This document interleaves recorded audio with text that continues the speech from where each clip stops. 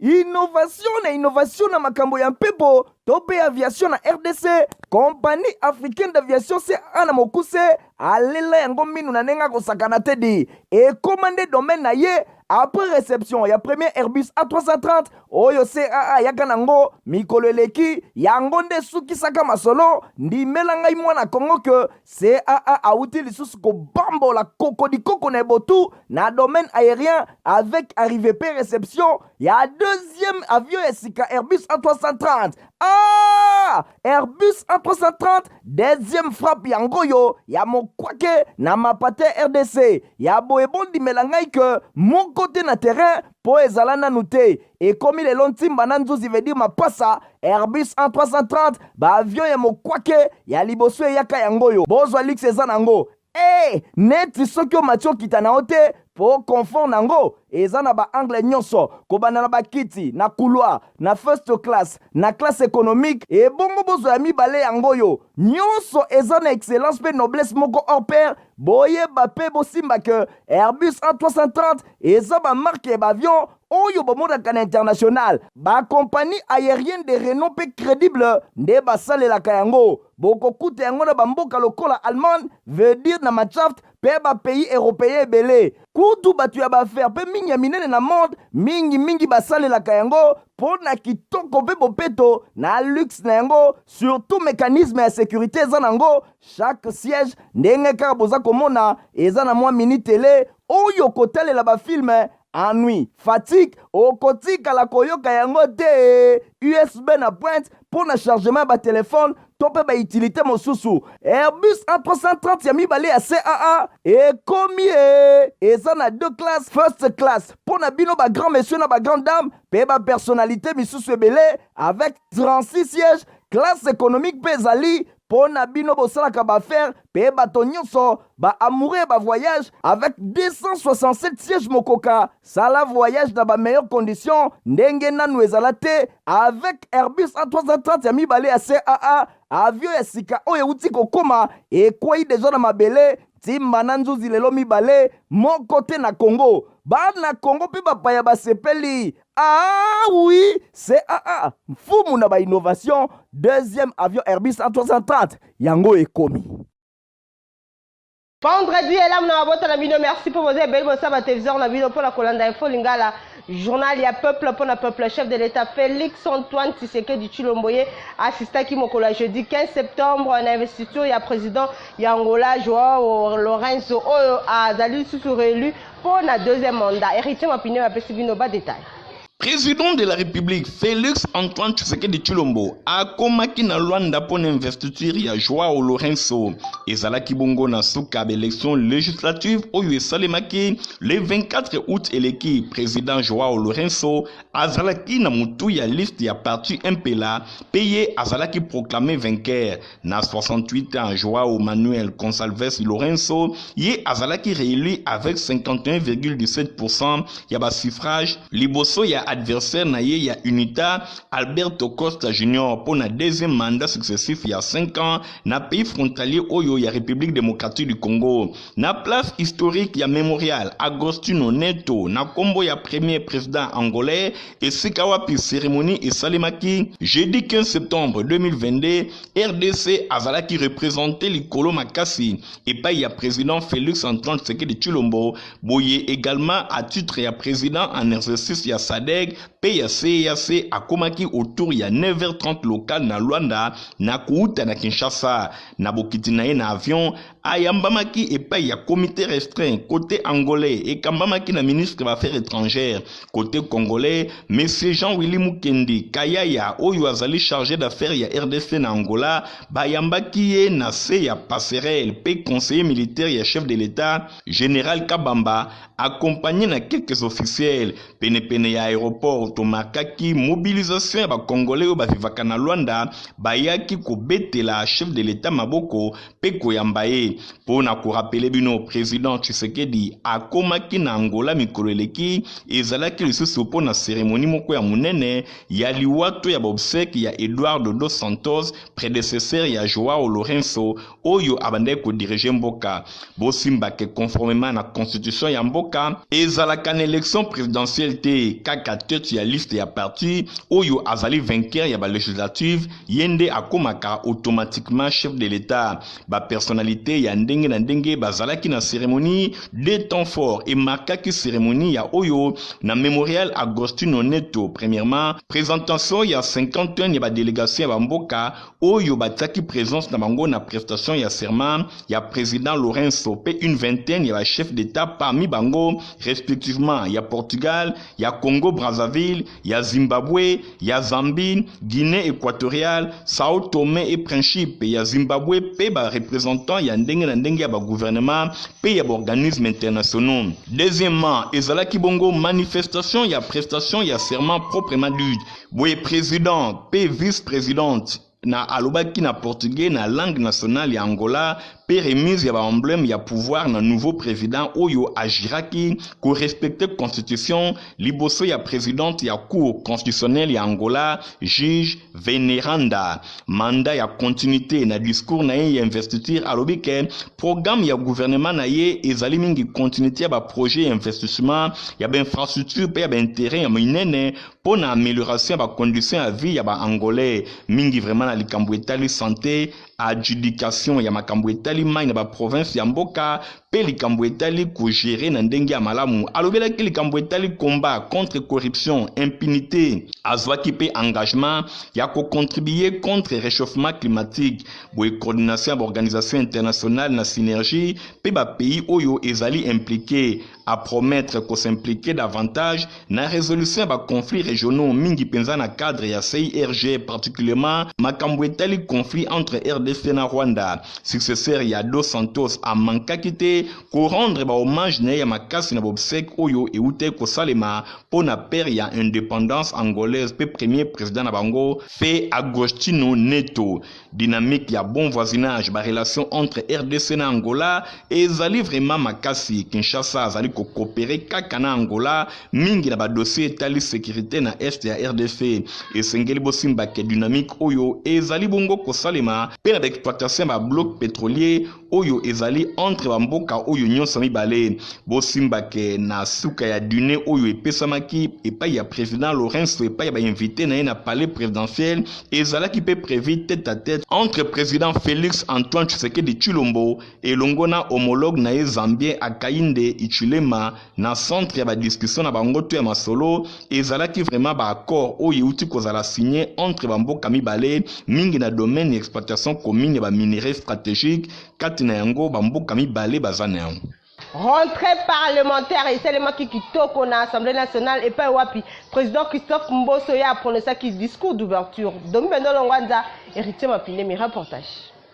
Rentrée parlementaire, Mboso adressa qui bilan sécuritaire moko sombre pe a Sengi Bongo et Sengeli Kotombo la makambo nyonso na occasion ya rentrée parlementaire ya jeudi 15 septembre 2022 na salle de congrès ya palais du peuple. Président de l'Assemblée nationale Christophe Mboso Nkodempwanga a lobby situation sécuritaire ya mboka surtout na partie est ezali lisusu malamu te ezali pe na zone instabilité oyo ezali signalé face na conflit oyo ya bateke elongo na bayaka na province ya Mai-Ndombe. Sur le plan politique pe économique pe social a lobby na kombo ya chambre basse batalisi ke ba avancer ezali komona na kasi nanu bazali vraiment satisfait te liboso ya situation sécuritaire oyo ezali kaka na activisme ba groupes armés particulièrement ba M23 oyo bazali soutenir epai ya Rwanda. Christophe Mboso azwaki maloba ya mawa pona ba nyonso bazali ba victime a condamné avec fermeté ba grave atteinte na droit sacré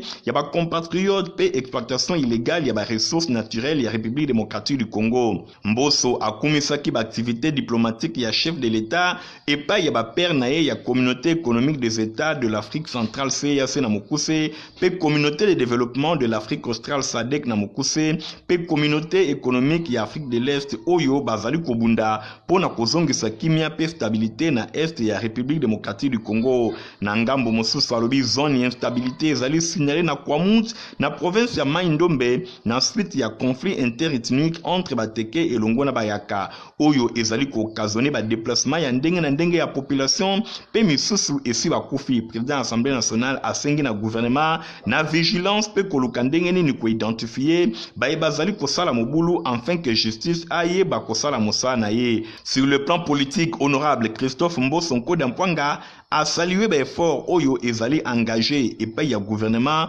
pour na kopesa seni misolo afin que l'élection eye bana kosalema po ete ba loi ya makasi esi ezalaki voté. Classe politique pe société civile bazali focaliser na débat na makambo etali processus électoral ezali ko exiger publication ya calendrier électoral na ngambo ya commission électorale nationale indépendante. Sur le plan économique, malgré choc oyo ezali généré na crise russo-ukrainienne ezali ko entraîner ba risque ya ndenge na ndenge pe ezali ko pesa population pasi kasi croissance économique oyo ezali projeté etikali dominer na dynamique oyo ezalami na secteur ya industrie extractive pe cours ya principal ba matière première yango ezali exporté na mboka na biso eza na niveau moko ya rémunérateur grâce na yango ba demande mondiale ezali kosalema. Sur le plan sanitaire, président de l'Assemblée nationale a salué ki ba effort oyo autorité sanitaire azali kosala pour na ko contenir pandémie ya COVID-19 pe ko ba ko senga na population ba ye batango nyonso na ko respecter ba geste barrière.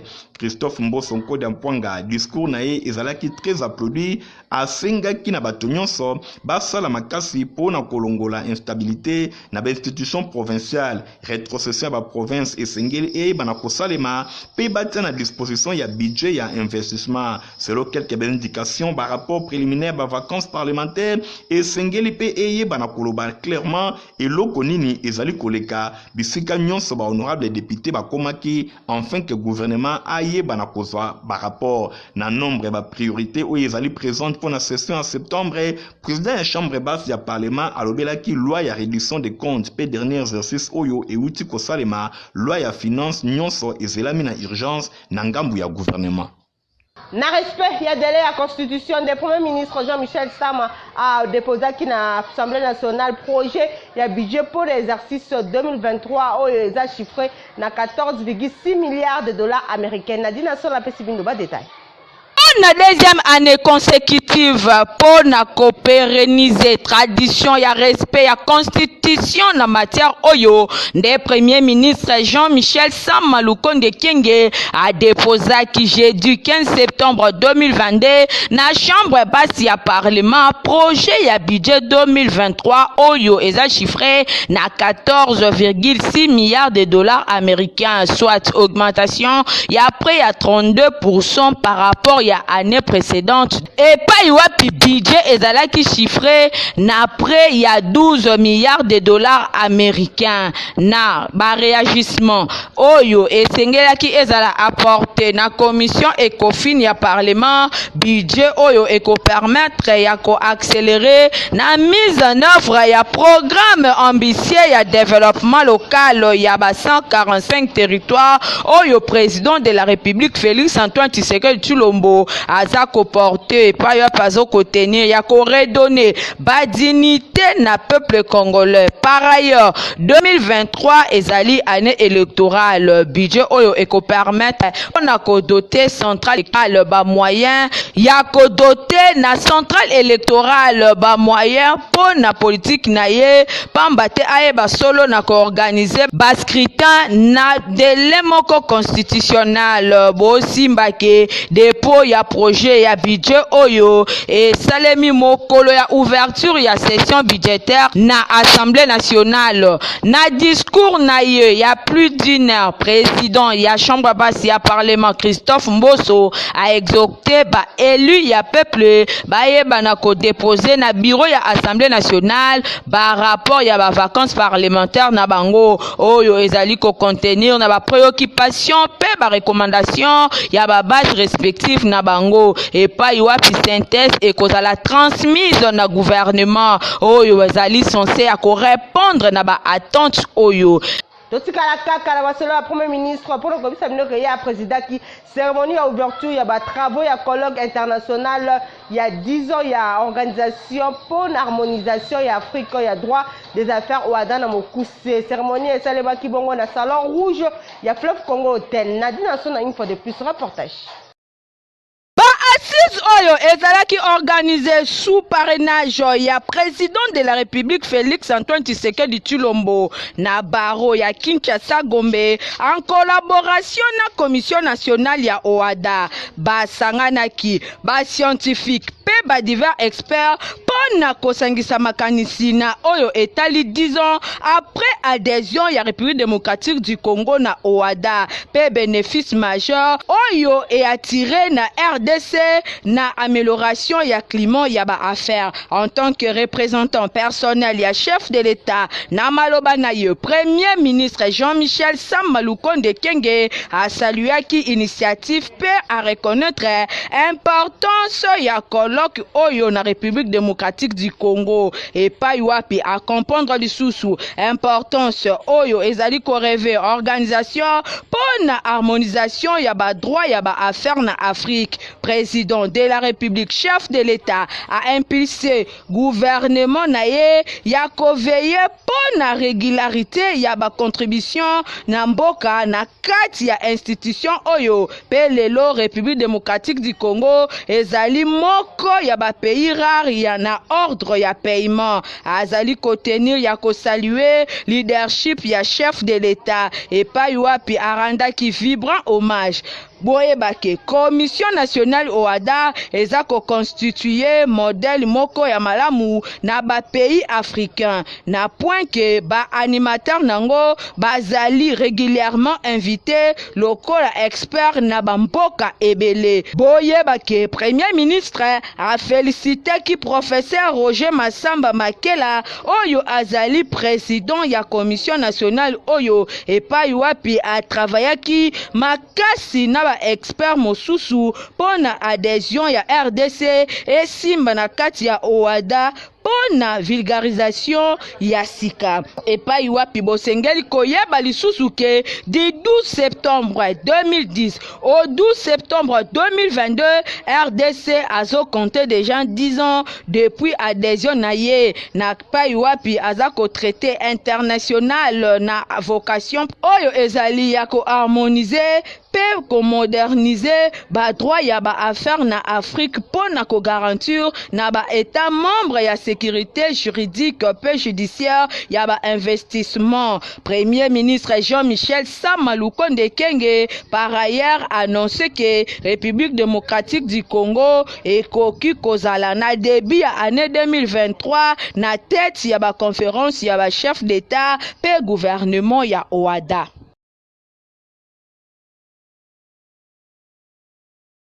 Na justice bosimba ke cour de cassation andimi mokolo ya jeudi 15 septembre ko pesa liberté provisoire na pasteur Daniel Ngolmulunda oyo akangamaki depuis près de 20 mois ya prison kuna na Lubumbashi. Cour de cassation andimi ko pesa liberté provisoire o ba avocat na ye basenga ki bosimba ke pasteur Daniel Ngolmulunda ye azalaki condamné pour la incitation à la haine un tribal peut atteinte à la sûreté de l'État. Namasolo Moussouba qui est toujours proche de la population. Honorable Rigobert Takouye a quitté Kibongo na quartier des anciens combattants pour sensibiliser vraiment na makambo etali enrôlement. Nadine Sona reportage. Aya mama ti lokola Yesu na Jérusalem ye nani honorable Rigobert Takumunde bakiselaka ye yaya ya baleki okita na ye na cité des anciens combattants epai wapi ye abotama pe akola bana cité bayambaki ye kitoko na kovanda na bango kobeta masolo bana cité bodo balobi ezane likambo mabele mame lokola motolu ya honorable Rigobert Rigobert Takumunde ekunda makuna bana cité balobi ya baleki cité Bordeaux na yo ekomi ya kobeba surtout école oyo oyebaka mingi na kombo ya liloba école oyo ebimisa bato ya ndenge na ndenge école wana lelo soki okiti kuna otali okoyoka mawa po baban ya malonga ezalaka te bana bafandaka na se école ebebi penza na ndenge ya mukete kosilisa na bango masolo na oyo etali école balekaki na likambo etali courant na cité Baudouin courant ya malonga ezalaka lisusu te depuis miyibi bayiba bakable ti lelo SNEL ayana nukozongisa yango te surtout na quartier K quartier A na quartier B molili na molili net na kati ya libumu bana cité baza vivre na ba condition moko ya bien te e bongo tango honorable Rigobert Takumunde ya baleki bakiselaka ye mwana lukunga ya tongo azwaki maloba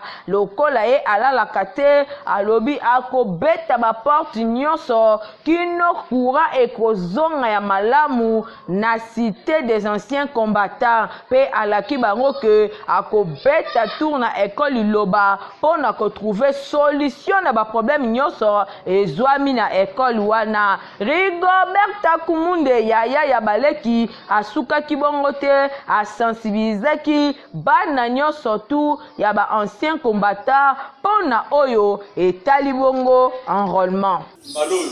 tout le papier de mato pour tirer vacances na biso pour ça la yango wapi de ba de ça pour mobiliser ba biso pour la peke ba mona ke ya ba lekte azala ba de be ba sima dai ezati ba mona ga ngai ba zo mona ni na sima ezala wa to na bitumba so da so ke bitumba azo bunda ni ba de biso ba na sima etaka tunanga la buba ba bazate so da ba sa de ba tumba ati le zato ki ndaka na bunda ko zo mona te na ngi de jour là na la télé mi na zo ba ta ni ba tu ba sa de bende mutamte ba ndama na wana ba combien 50 200 300 aina ba mobilisation dans ma case vous savez moi petit moi combien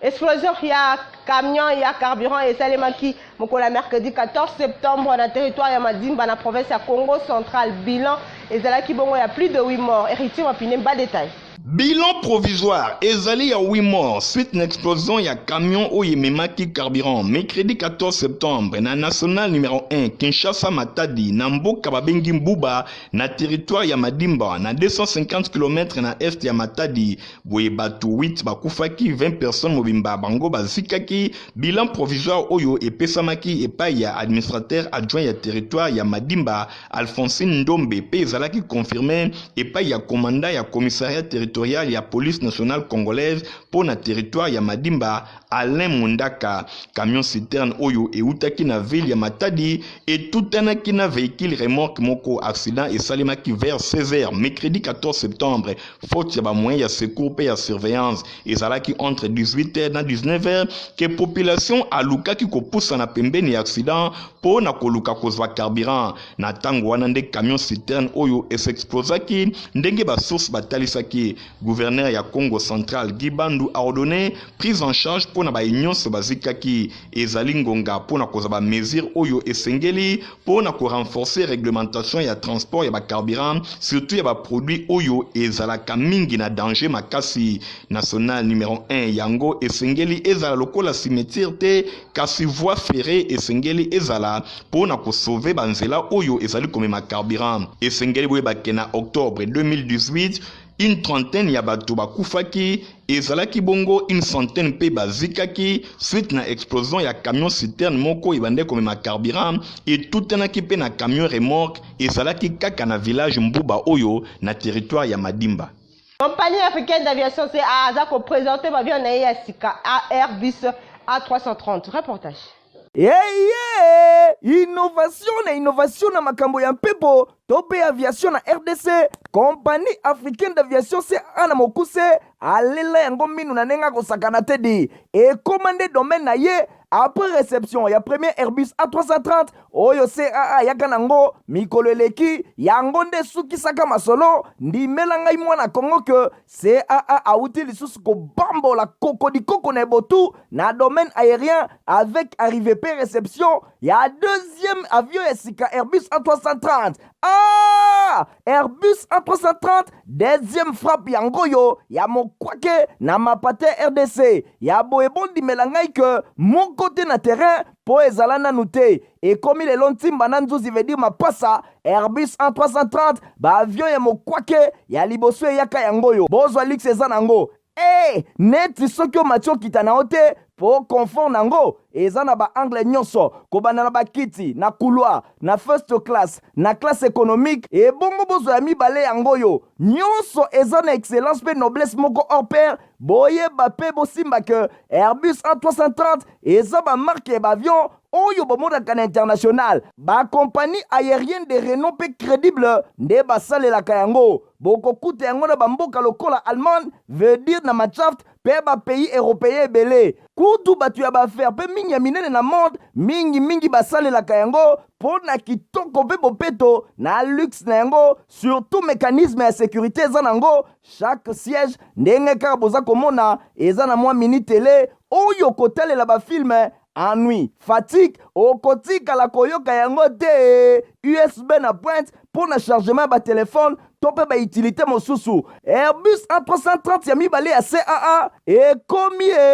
eza na deux classes first class pour na bino ba grand monsieur na ba grande dame pe ba personnalité misusu ebele avec 36 sièges classe économique pe ezali pour na bino bosalaka baaffaire pe bato nyonso baamoureux ba voyage avec 267 sièges mokoka sala voyage na ba meilleures conditions ndenge nanu ezala te avec Airbus A330 ya mibale ya CAA avion ya sika oyo euti kokoma ekwei deja na mabele ntimba na nzuzi lelo mibale moko te na Congo bana Congo mpe bapaya basepeli oui CAA mfumu na bainnovation deuxième avion Airbus A330 yango ekomi. Du 1er au 30 septembre, moi les Canabasiber Eric pour la console pré-enregistrement pour Kalaté développerie et Zakobana. Kinshasa République démocratique du Congo boyoka lokola momesano ndenge amesana kosala masolo ya développerie mwana mboka Eric Mwamba le coach le jeune lion Nzambe ya développerie ADG Eric Mwamba aye koyebisa bino ke masolo ya développerie Kalaté tolobaki déjà le 1er septembre au 30 biso tobandi ba préenregistrement mutako sabino te préenregistrement ezaka na inconvénient ata moko te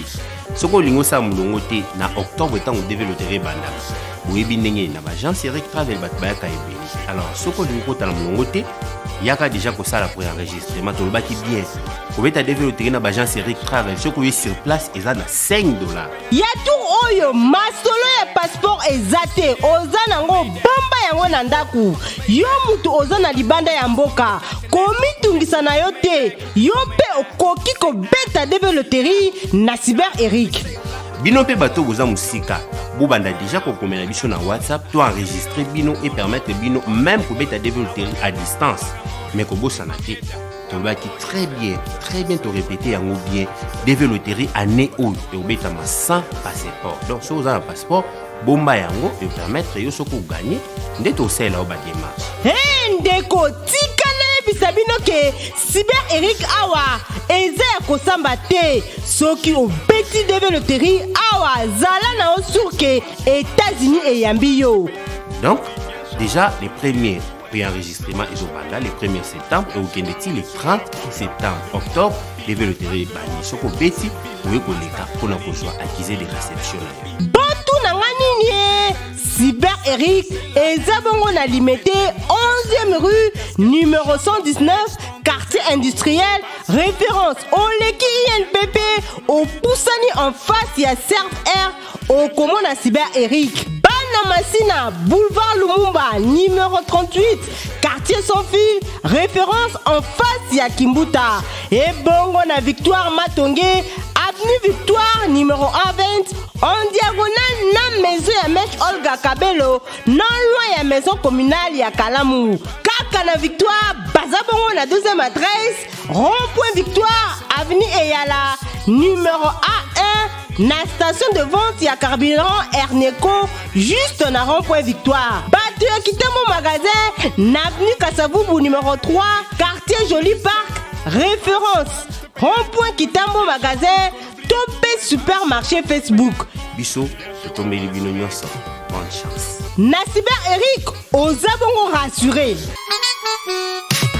Bozalaki ebele pour la colonne info lingala journal ya peuple pour la peuple bosepelaki na ngopesa merci na Fabrice Lundombi azaki na sima caméra pe na montage concours rédactionnel ya Nadine Nassona héritier mapinemi a supervisaki journal pe a coordonnaki ngala minoto pusani rendez-vous mokolo ya lundi lobi bokolanda bongo Nadine Nassona. Innovation na makambo ya mpepo tope aviation na RDC compagnie africaine d'aviation CA na mokuse alela yango minu na nenga kosakana te di et commandé domaine na ye après réception ya premier Airbus A330 oyo CAA yaka nango mikolo eleki yango nde sukisaka masolo ndimela ngai mwana Kongo ke CAA auti lisusu kobambola koko na ebotu na domaine aérien avec arrivée pe réception ya deuxième avion ya sika Airbus A330.